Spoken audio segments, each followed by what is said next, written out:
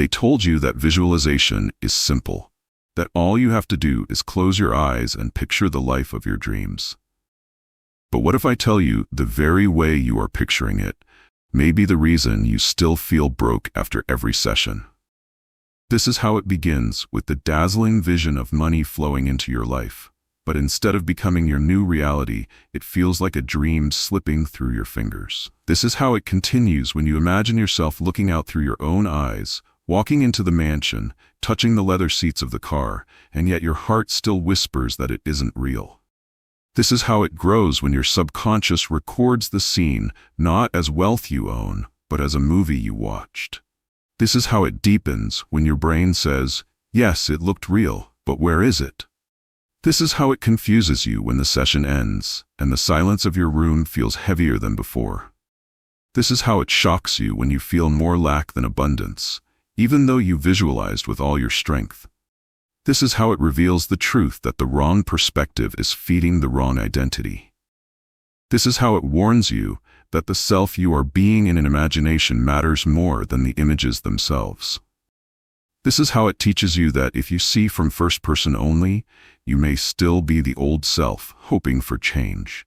This is how it twists your feelings when wealth is always in front of you but never inside of you.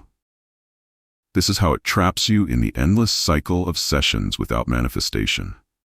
This is how it highlights the flaw that most teachers never mention. This is how it demands your attention because your inner camera angle could be costing you everything. This is how it shows that imagination is not just about seeing, but about becoming.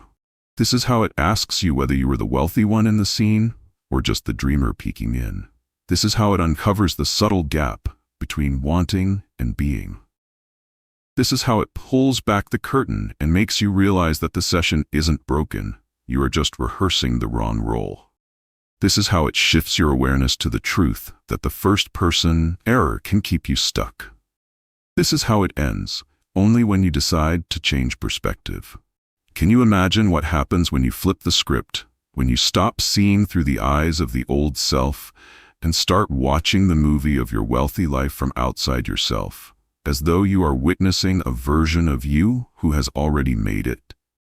This is how it begins when you suddenly feel detached from lack, because the rich version of you is the main character, not the struggling dreamer.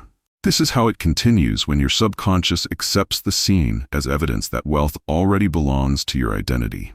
This is how it builds when you feel joy instead of doubt the moment you open your eyes.